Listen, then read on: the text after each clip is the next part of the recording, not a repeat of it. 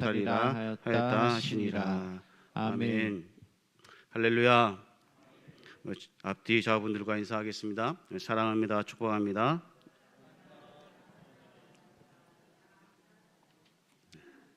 감사합니다. 오늘 말씀은 예수님의 비유 시리즈 19번째 시간으로 큰 잔치의 비유라는 제목을 가지고 함께 말씀을 나누고자 합니다. 예수님께서 잔치 비유를 통해서 하나님 나라에 대하여 비유로 말씀하고 있습니다. 15절에서 하나님 나라에서 떡을 먹는 자는 복되도다라고 말하는 것을 시작으로 하나님 나라의 잔치에서 참여할 자가 과연 누구인지에 대해서 말씀하고 있습니다. 유대인들의 메시아 사상은 매우 민족주의적이고 또 독선적이어서 주님께서 오실 때 자신들만이 하나님 나라에 참여할 수 있다라고 그렇게 생각을 했습니다. 하나님 나라에서 떡을 먹는 자는 복되다고 말한 사람은 이러한 관점에서 생각해 볼 때 당연히 유대인인 자신은 하나님 나라에 참여할 수 있다고 생각하여서 그렇게 예수님께 말한 것입니다. 예수님께서 큰 잔치의 비유를 통해서 하나님 나라에 참여할 자는 스스로 아브라함의 자손으로 자처하며 또 구원받았다고 자부하는 그런 유대인들이 아니라 하나님의 사랑과 은혜의 부름에 응답하는 사람들이 하나님의 나라에 들어간다고 역설하셨습니다. 이 비유에서 잔치는 천국 잔치를, 또 주인은 하나님을, 종은 예수 그리스도를 포함한 신구약의 모든 하나님의 선지자 또 그런 사자들을 가리키고 있습니다. 그래서 이 비유에서 세 번의 초청이 나타나는데 그것을 각각 살펴보도록 하겠습니다. 먼저 잔치에 제일 먼저 초대되었던 사람들은 당시 자신을 아브라함의 자손으로 생각하였던 유대인들이었습니다. 비유를 보면 당시 풍습에는 주인이 손님들을 미리 초청하고 또 준비가 되면 종들을 보내어 손님들을 모셔오게 하였습니다. 그러나 그들은 여러 가지 이유로 들어서 초청을 그들이 거절하였습니다. 이는 유대인들이 자신들의 기득권을 가지고 또 육체적 욕구를 충족시키기에 바빠서 하나님께서 선지자들을 보내어 초대하고 또 때가 되어 그리스도를 보내어 천국 잔치에 초대했음에도 그들은 여전히 복음을 거절하였습니다. 첫 번째 초대된 자들은 초청을 거부하고 잔치에 참여하지 않자 두 번째 초청이 이루어지는데 그 대상은 시내의 거지와 또 골목에 있는 가난한 자들과 소외된 자들이었습니다. 이는 유대인들 가운데 멸시받고 천대받던 창기와 세려 같은 그런 사람들을 가리키고 있습니다. 이들은 비록 사회에서 인정받지 못한 존재들이었지만 예수 그리스도를 통해서 주어진 하나님의 사랑과 또 은혜에 응답함으로써 하나님 나라에 참여할 수 있는 영광을 얻은 자들이었습니다. 이들은 자기 영혼의 궁핍과 또 비참함을 알고 하나님의 사랑을 감사함으로 받아들인 사람들이었습니다. 두 번의 초청에서 이 같은 사람들이 잔치에 참여했음에도 불구하고 여전히 이 잔치 자리에 빈자리가 많았습니다. 그래서 세 번째 초청이 이루어지는데 그 대상은 길과 산울가의 사람들이었습니다. 이들은 유대인들이 생각할 때 전혀 구원받지 못할 것으로 생각하였던 그런 이방인들이었습니다. 이방인들은 구원의 복음을 영접함으로 새롭게 하나님의 나라에 참여할 수 있는 새로운 길이 그들에게 열리게 되었습니다. 이것은 하나님의 초청의 대상이 결코 일부 민족으로 국한하지 않고 초청에 응한 자들만이 하나님 나라에 참여할 수 있다는 사실을 본문에서 가르쳐주고 있습니다. 특별히 이 비유에서 누가는 세 번에 걸친 하나님의 초청, 또 유대인의 완악함, 또 유대의 소외된 자와 이방인의 응답을 통하여 비유의 중심 주제인 소외된 자와 또 이방인에 관한 관심을 나타내고 있습니다. 그러므로 우리도 예수님의 부름을 받은 사람들로서 그 사랑과 은혜를 깨닫지 못하고 거부하는 자가 되지 않도록 항상 주님 앞에서 겸손하게 말씀에 순종하며 살아가야 할 것입니다. 이제 본문을 통해서 우리에게 주는 영적 교훈 세 가지를 생각해 보도록 하겠습니다. 첫 번째는 하나님은 우리를 위해 최고의 잔치를 준비하셨다는 것입니다. 본문의 비유는 큰 잔치의 비유로 하나님 나라에 참여할 자가 누구인지 보여주기 위해서 예수님께 비유하신 내용입니다. 이 비유에서 어떤 사람은 하나님을, 큰 잔치는 천국 잔치를, 또 종들은 신구약을 통해 보냄받은 하나님의 사자를 가리키고 있는 것이죠. 그런데 이 비유가 시작되는 16절에서 이르되 어떤 사람이 큰 잔치를 베풀고 많은 사람을 청하였더니라고 말씀하고 있습니다. 여기서 큰 잔치는 어원적으로 볼 때 만찬을 가리키는데, 특히 손님들이 많이 참석하는 의례적인 대연회를 본문에서 의미하고 있습니다. 실로 우리 하나님께서는 창세 전부터 하늘나라에 큰 잔치를 베풀어 놓으시고 또 많은 사람들을 초청하고 계시는 줄로 믿습니다. 그렇다면 하나님께서 창세 전부터 예비하신 하늘나라의 최고의 잔치에서는 무엇이 준비되고 또 벌어지는 것일까요? 먼저 구약에 보면 하나님은 이 잔치를 위해 골수가 가득한 기름진 것과 오래 저장하여 있던 맑은 포도주를 예비하시겠다라고 약속하고 있습니다. 이사야서 25장 6절에 보면 이렇게 말씀합니다. 우리 같이 읽어보겠습니다. 시작. 만군의 여호와께서 이 산에서 만민을 위하여 기름진 것과 우리 저장하였던 포도주로 연회를 베푸시리니 곧 골수가 가득한 기름진 것과 오래 저장하였던 맑은 포도주로 하실 것이며. 아멘. 계시록 2장 7절과 17절에서는 낙원에 있는 생명나무 과실과 만나까지 준비하시겠다라고 말씀하고 있습니다.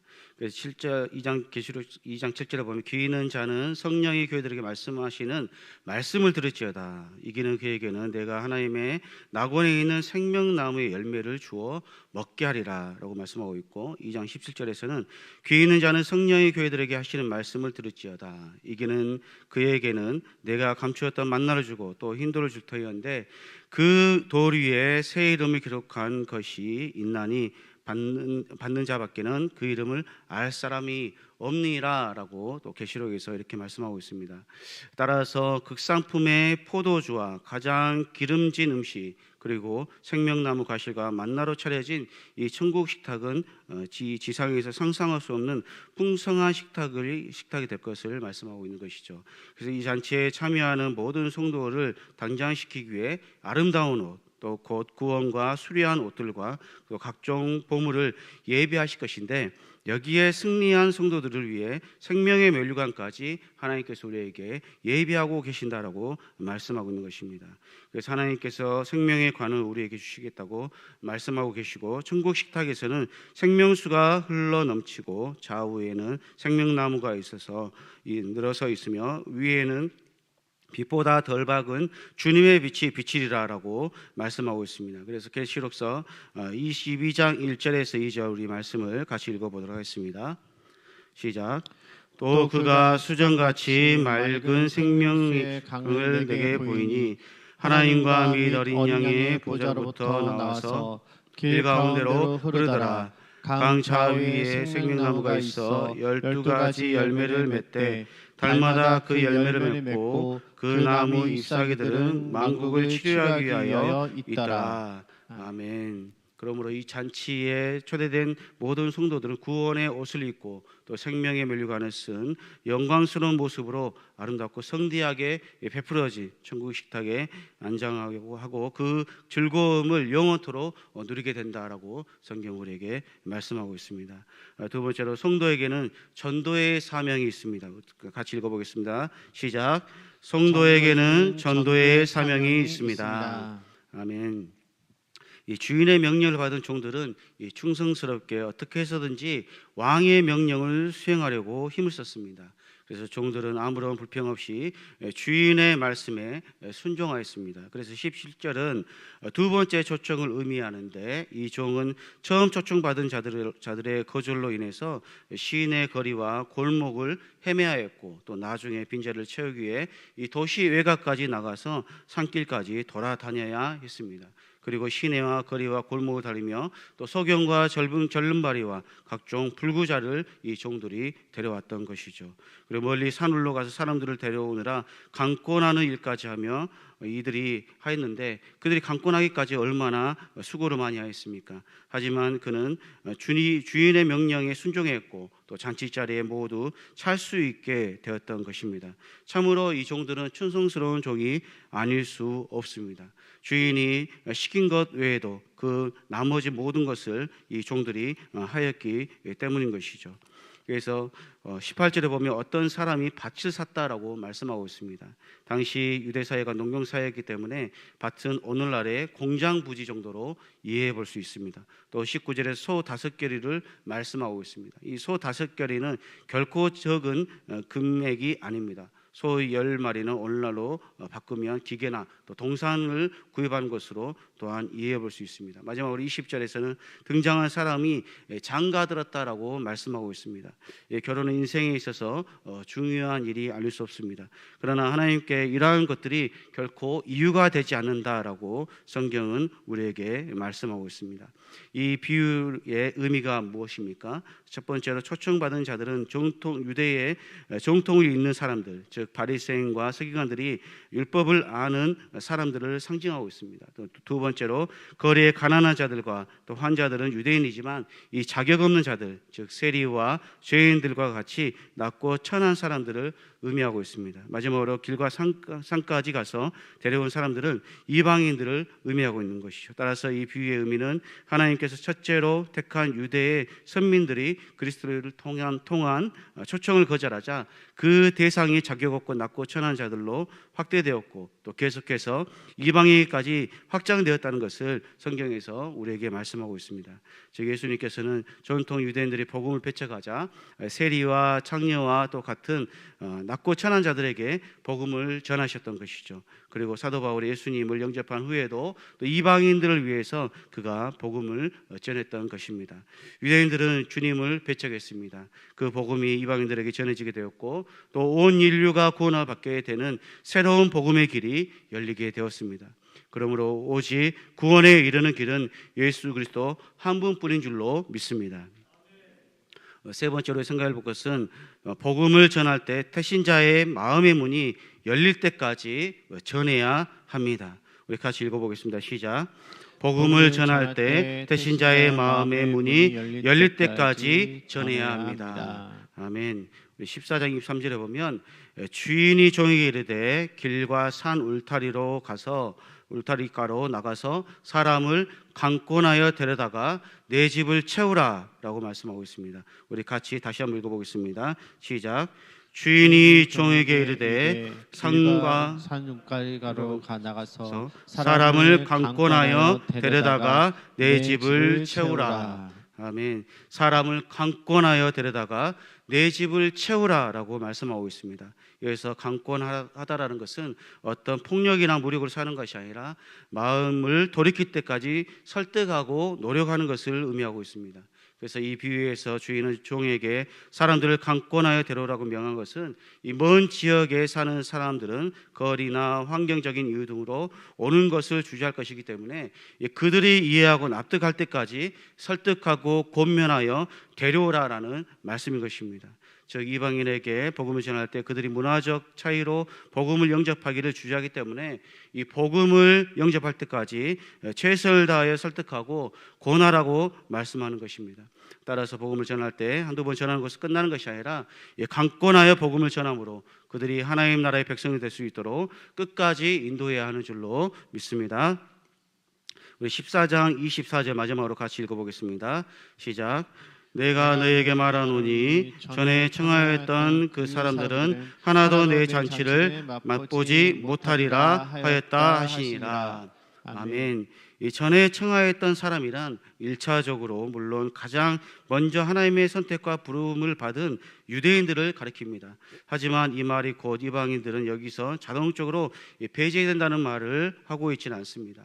왜냐하면 하나님의 초청을 받았다는 점에서 이 유대인과 이방인이 동일하고 또 초청받고도 거절한 사람은 그가 유대인이든 이방인이든 상관없이 모두 하나님의 잔치에 참여하지 못할 것이기 때문입니다. 따라서 이 말씀은 초청받고도 거절한 사람은 하나도 천국 잔치에 참여하지 못한다는 것을 말씀하고 있습니다. 그렇다면 초대받지 못한 이들은 왜 그렇게 되었을까요? 그것은 초청을 가볍게 생각하고 너무나도 안일하게 생각했기 때문입니다.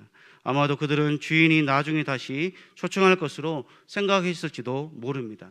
그러나 그들은 두 번 다시 초청을 받지 못했습니다. 이는 주님의 비유 속에서 그 후에 다시 그들을 초청했다는 말씀이 없는 것으로 볼 때 그 사실이 분명해 보입니다. 즉 그들은 주어진 기회를 선용하지 못함으로 잔치에 참여할 수 있는 기회를 영원히 놓치고 만 것입니다.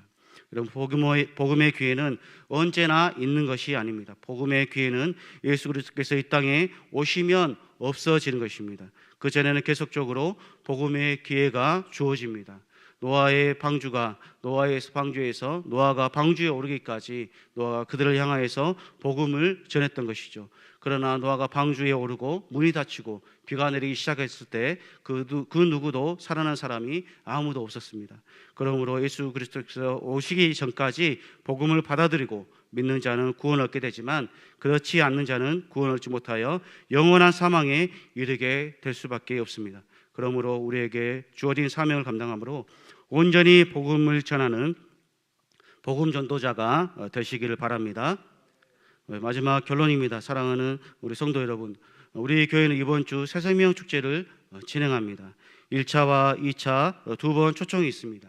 각 태신자마다 저마다 사정이 있을 것입니다. 그리고 그들에게 바쁜 일들도 반드시 생길 것이고 오지 못하는 사정이 반드시 있을 것입니다. 그러나 그렇다고 이해해주고 1차에 초대하지 못하여 2차에 초대했는데도 오지 않는다면 그 태신자는, 그 영혼은 어떻게 될까요? 지금 그 영혼이 하나님의 때가 되지 않아서 예수 그리스도를 영접하지 않을 수도 있습니다. 그러나 우리는 그 태신자가 언제 예수 그리스도를 영접하게 되는지 알 수 없습니다. 그렇지만 우리는 때를 얻든지 못 얻든지 말씀을 전파하라는 하나님의 명령이 있기에 포기하지 않고 끝까지 그 영혼을 위해 기도하고 또 하나님의 나라의 백성이 되게 해달라고 끝까지 그 영혼을 위해 기도해야 할 줄로 믿습니다. 그러므로 이번 새생명 축제에 하나님께서 천국 잔치를 배설하였기에 우리는 그 잔치에 손님을 초대해달라고 또 보냄받은 종들로서 초청에 거절되더라도 끝까지 복음을 전하고 하나님께서 말씀하신 내용들을 전함으로 충성된 그리스도의 복음의 일꾼이 되시기를 주님의 이름으로 소원합니다. 우리 마음이 상한